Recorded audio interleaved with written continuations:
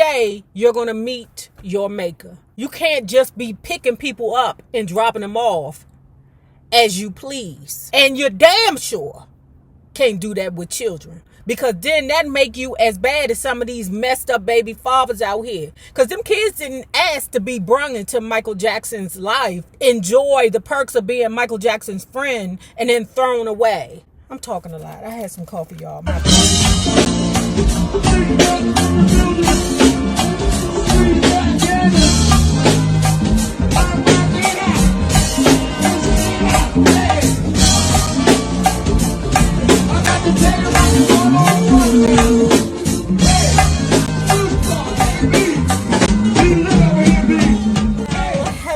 love bugs. Hello there, Bellas. If you have not already done so, please remember to like, share to Facebook, subscribe, and visit uptopbeauty.com for these mixed shades. I think we got one pair in red left and one pair in black left.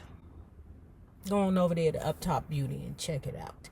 And if you are not already a part of this book club, please hit the Patreon link below and or the join button here on the YouTube. And for a small monthly fee of $5, you babies, yes, you can be privy to all the shenanigans before the YouTube gets it, if the YouTube gets it. Anyway, y'all, let's get to this Michael Jackson book, because we almost done. A shouting match erupted between Burt Fields and Michael's loyal head of security, Bill Bray, who had known and worked for Michael since the star was about 12 years old. The protective Bray accused Fields of mishandling the case. In front of witnesses, he screamed at the attorney, "You're blowing the whole damn thing. Mike is going to end up in jail. What is going on?" One witness said Elizabeth agreed with Bill that the attorneys weren't being aggressive enough. It was as if they were waiting for time to pass to see what would happen next. Remember that movie with Martin Lawrence and my boo thing? Oh, damn. Beautiful woman. Oh, I love her. But damn, it was a thin line between love and hate. What's that lady name, man? I love that lady. I've always thought she was exceptionally beautiful. And she has aged so well. But anyway, remember when the mother told him, "Don't you get me started on you. Miss Jacqueline and Miss Suzanne and Miss Rita and Miss LaCusha keep calling on my phone looking for you." I'm sorry about that, Mom. Darnell, you got your own phone. Why you keep giving these women my phone number? Mom, they call you bugging you gonna tell them to go straight to hell. You listen to me. Your ways are gonna catch up with you one day. A night full of passion can give you a lifetime of pain. A fight. Darnell, it's a thin line between love and hate. And Martin Lawrence actually thought it was cute to run through bitches the way he was. Okay? He thought it was cute to, play head games with them and then just drop them off. Or to collect women until he met that one woman, Brandy Wade, playing with people's heads, children, females, males, friends, business partners, whatever the case may be. Fucking around with people's heads, making them think that they are an intricate part of your life. And then when you wake up the next morning, you don't want to be bothered with them no more, will cost you a lifetime of misery. One witness said Elizabeth agreed with Bill that the attorneys weren't being aggressive enough. It was as if they were waiting for time to pass to see what would happen next. You need to get out there and start deposing these people. There are liars all over the place, and they need to be revealed for who they are. All these housekeepers and maids and butlers. I know good help is hard to find, Michael, she said, turning to him. But where did you find these people? Look at how they turned on you. Michael sat staring at her with his mouth open. Where she once felt that Michael was capable of taking charge, she could see that he was now in bad shape. He was so drugged out, he couldn't handle anything. I think now that he can't make important decisions, she said. Look at him. What do you expect of him? I've been there, she said, referring to her own drug use, and I know he can't make any decisions right now. We have to help this boy. Enough is enough. She was angry at just about everyone in Michael's camp. She was angry at just about everyone in Michael's camp. Michael was so affected by Elizabeth's outburst, he collapsed into racking sobs. What am I going to do? He asked. If you people can't figure this goddamn thing out, how can I? Elizabeth went over and embraced him. We're fighting, Michael, but it's because we love you, she said, almost as if she was talking to a child whose parents were divorcing. It was touching. And I'll be goddamn if you have to suffer another second over this bullshit. We will work it out. When does Elizabeth say, Michael, okay, wait a minute, Michael. You know damn well you was throwing people away, left and right, not just the children, but your business associates also. So wait a minute now. You got to pay the price just like everybody else has to pay the price. Michael pulled away from Elizabeth. I want you people to fix this thing. Now, he said, addressing everyone in the room. I'm serious, he added. My life will not end this way. You'll all be out fired before that happens. Child, see? And if I was one of the spectators, I'd be like, see, Michael, this is the reason why you in trouble now. Throwing people away who are here trying to help you. Shit, you hired me, motherfucker. Here, said Elizabeth, clapping her hands. That's telling them, Michael. Right out on their asses. Then after a beat, she added, just to be clear, you don't mean me too now, do you, dear? He couldn't help himself. Michael burst into laughter, as did everyone on his team. Yeah. Elizabeth know that he be throwing people away like that. After that day's discussion, it was decided that attorney Johnny Cochran, well respected in Los Angeles, black and legal communities, would be added to the legal team. Elizabeth had said that she wanted her own attorney, Neil Pompiano, to join the team. However, she eventually agreed with Bronca and Weitzman that Cochran, who would later successfully defend O.J. Simpson of charges that he had murdered his wife and a friend of hers, was the man for the job. Damn, I didn't know Johnny Cochran worked for Michael Jackson. Damn. Somebody sent us his book, right? Oh, man, maybe we ought to read Johnny Cochran. Johnny would have one job and only one job to settle this goddamn thing with money. There would be no trial, it was agreed.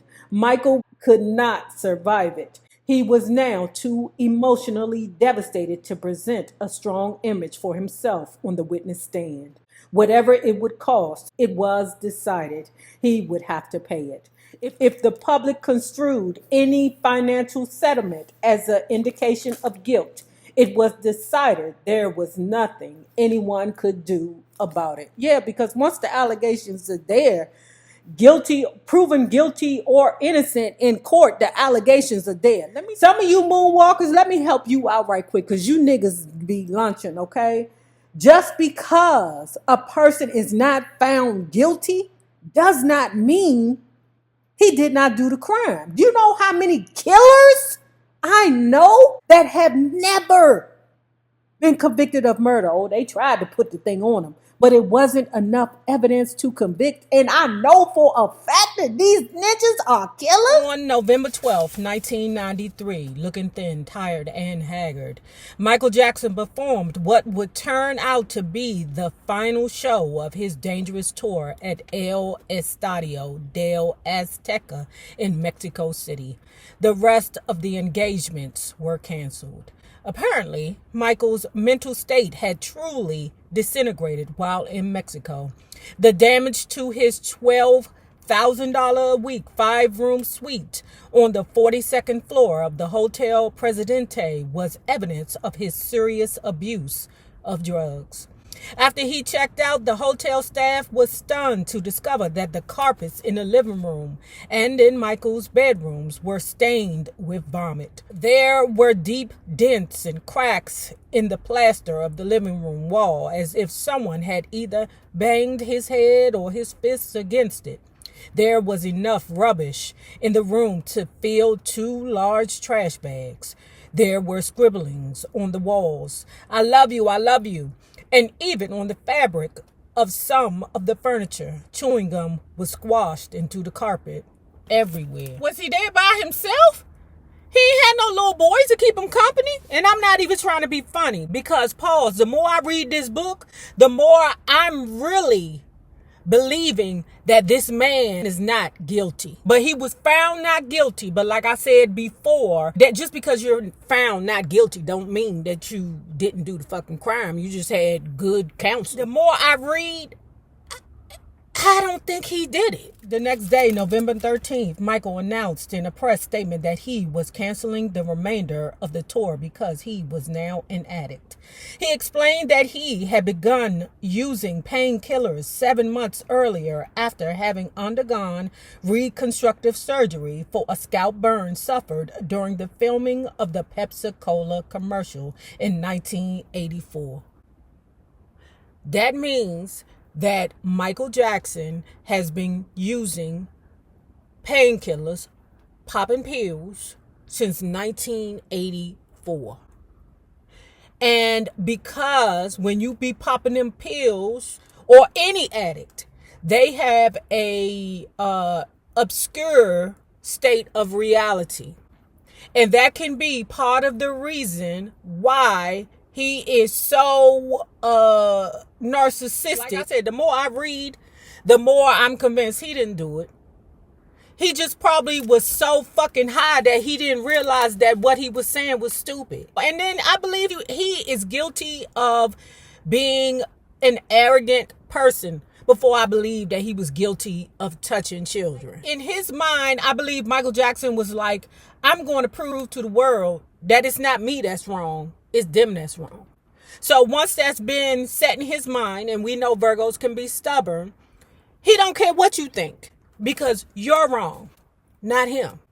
And on top of that, he popping them pills. The medications were used sparingly at first, Michael said, but increased as the molestation allegations consumed him. As I left on this tour, I had been the target of an extortion attempt, and shortly thereafter was accused of horrifying and outrageous conduct. One day, you're going to meet your maker. You can't just be picking people up and dropping them off as you please. And you're damn sure can't do that with children. Because then that make you as bad as some of these messed up baby fathers out here. Because them kids didn't ask to be brung into Michael Jackson's life, enjoy the perks of being Michael Jackson's friend, and then thrown away. I'm talking a lot. I had some coffee, y'all. My bad. The pressure resulting from these false allegations, coupled with the incredible energy necessary for me to perform, caused me much distress that it left me physically and emotionally exhausted. I became dependent on the painkillers to get through the days of the tour. Of Elizabeth Taylor, he said that she'd been a source of strength and counsel as this crisis came about. I shall never forget her unconditional love and encouragement in helping me through this period. Meanwhile, Michael got his first taste of much needed counseling. Rehabilitation is never easy, but it's even more challenging for people who have lived privileged lives. During his first night there, he roamed the halls asking other patients if they knew a secret way to get out of here. He didn't want to listen to the authorities. No one told him what to do in his private world, and he expected that it would be the same at Charter. That's the rehab. It wasn't. Soon he found himself mopping floors, which he hadn't done since he lived in Gary. Led by well-known therapist Beachy Colclough, Michael's private sessions were more intense and productive than the group ones, during which he hardly spoke for fear that someone there might go to the tabloids. It was during private sessions, according to someone still close to Michael, that he began to finally deal with the root of so many of his problems. You say that you love me. Okay. But I don't believe you. I don't believe you. Not even a little bit. Not even a little bit. Yes. You say that you love me. Yes, but I don't believe that shit.